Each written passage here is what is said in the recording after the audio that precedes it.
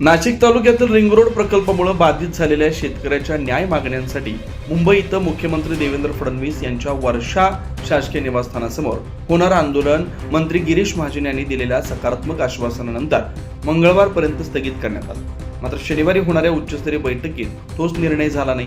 30 जून रोजी वर्षा निवासस्थानासमोर शेकडो रिंग रोड बाधित शेतकरी आक्रमक लोकशाही आंदोलन करतील असा इशारा छावा क्रांतीवीर सेनेचे संस्थापक अध्यक्ष करण गायकर यांनी दिला। आज मुंबई नाका येथील क्रांतीसूर्य महात्मा ज्योतिराव फुले आणि क्रांतीज्योती सावित्रीबाई फुले यांच्या पवित्र स्मृतीस्थळी पुष्पहार अर्पण करून अभिवादन करण्यात आलं। याच ठिकाणाहून मुख्यमंत्री निवासस्थानावरील आंदोलनाची औपचारिक सुरुवात करण्यात आली। दरम्यान मंत्री गिरीश महाजन यांचे स्वीय सहाय्यक संदीप जाधव तसेच नाशिकचे पोलीस उपायुक्त काळे यांनी आंदोलनस्थळी भेट देऊन करण गायकर आणि रिंग रोड बाधित शेतकऱ्यांची चर्चा केली।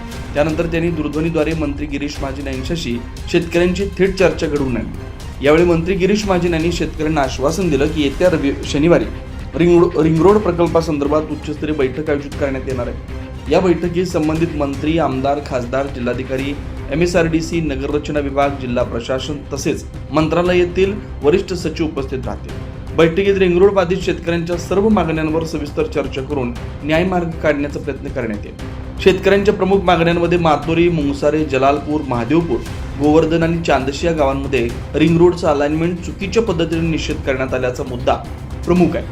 हे अलाइनमेंट बदलून गवळवाडी मार्गे रिंग रोड करण्यात यावा अशी मागणी करण्यात आली। तसेच वडनेर, दुमाला, विंचूर, गवळे आणि इतर गावातील अलाइनमेंटमध्ये आवश्यक बदल करण्यात यावेत।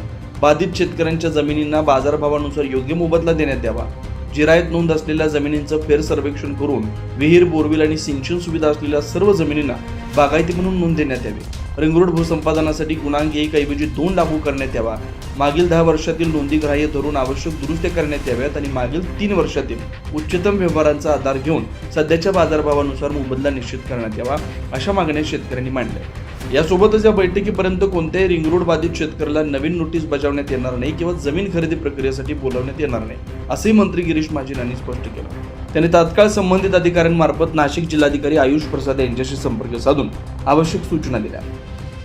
त्यानंतर जिल्हाधिकारी आयुष प्रसाद यांनी दूरध्वनीवर शेतकरी प्रतिनिधींची चर्चा करून बैठकीपर्यंत कोणतीही सक्तीची कारवाई होणार नसल्याचं आश्वासन दिलं। या सकारात्मक घडामोडीनंतर रिंग रोड बाधित शेतकऱ्यांनी एकत्रित बैठक घेऊन 30 जूनपर्यंत आंदोलन स्थगित करण्याचा निर्णय घेतला। मात्र शनिवारी होणाऱ्या बैठकीत शेतकऱ्यांच्या मागण्यांबाबत ठोस आणि लेखी निर्णय न झाल्यास 30 जून रोजी मुख्यमंत्री देवेंद्र फडणवीस यांच्या वर्षा निवासस्थानासमोर शेकडो शेतकऱ्यांसह तीव्र लोकशाही आंदोलन करण्यात येईल असा इशारा करण गायकर यांनी दिला। जमीन जाती येणे करेल आमची जमीन, तरी बागायती जमीन लावलेली येणे करेल जमीन आहे आमची। आम्हाला रेट पाहिजे घेण्याची। मुंबईला चाललो वर्षा निवास। आमची 11 बिघे जमीन जाते, घर जाते, आम्हाला योग्य भाव द्यावा जेणेकरून ही जमीन गेल्याच्या नंतर आम्हाला कुठेतरी जमीन घेता आली पाहिजे। आमच्या लेकरा बाळांची सोय झाली पाहिजे। त्याच्यामुळे आम्हाला ही जमीन ते देतोय आम्ही, सरकारला द्यायला ना कबूल नाही, पण आम्हाला सरकारने योग्य भाव द्यावा अशी आमची नम्र विनंती। माननीय नामदार गिरीश भाऊ महाजन साहेबांचा शेतकरी प्रतिनिधी आणि सर्व शेतकऱ्यांसोबत आपण बोलणं करून दिलेलं आहे।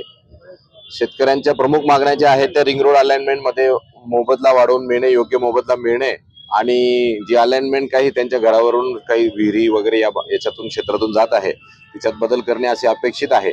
या 2 प्रमुख मागण्यांसाठी वेळोवेळी जिल्हाधिकारी आणि इतर अधिकाऱ्यांनी त्यांच्या बैठका घेऊन तो प्रश्न सोडवण्याचा प्रयत्न केलेला आहे।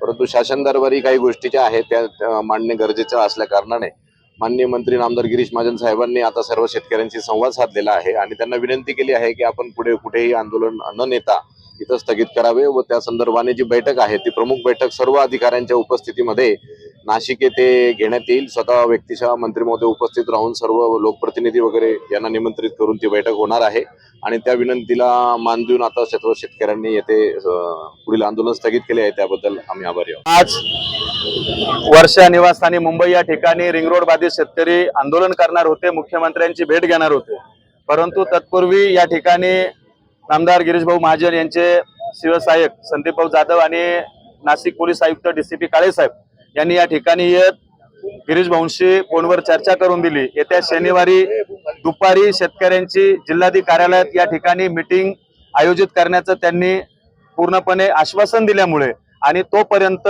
नाशिक जिल्हाधिकारी कुठली नोटीस किंवा कुठली छोटी खरेदी करणार नाहीत या विषयाचं सुद्धा नाशिक जिल्हाधिकारी यांच्याकडून आम्हाला आश्वासन दिल्यामुळं आजचं मुंबईचं वर्षा निवासस्थानाचं आंदोलन या पवित्र स्थळी क्रांतीसूर्य महात्मा ज्योतिबा फुलेंच्या या स्मारकाच्या प्रांगणात आम्ही स्थगित करत आहोत आणि जर शनिवारी मीटिंग नाही झाली तर मात्र मंगळवारी आत्मदहनाचा इशारा आम्ही वर्षा निवासस्थानाच्या बाहेर दिलेला आहे।